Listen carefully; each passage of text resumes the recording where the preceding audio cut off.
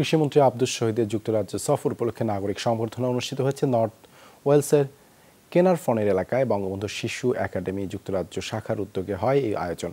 সংগঠনের প্রেসিডেন্ট শাহজাহানুর রাজের সভাপতিত্বে পরিচালনা করেন নাজমুল ইসলাম ইমন। আয়োজনের শুরুতেই কৃষিমন্ত্রীকে ফুলেল শুভেচ্ছা জানানো হয়।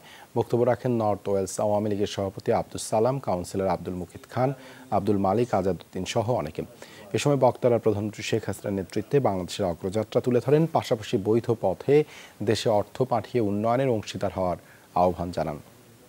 দেশে যাতে বৈদেশিক মুদ্রা প্রেরণ করার ইচ্ছা যেন আরও বেশি প্রবল হয়, এটাই হচ্ছে আমাদের প্রবাসীদের মূল লক্ষ্য হওয়ার দায়িত্ব। সেজন্য আমি সকল প্রবাসীকে বলবো যে বৈদেশিক মুদ্রা ভান্ডারকে সমৃদ্ধ করার জন্য তারা তাদের উপার্জিত আয়ের উদ্বৃত্ত অংশ যেন বাংলাদেশে তারা পাঠান।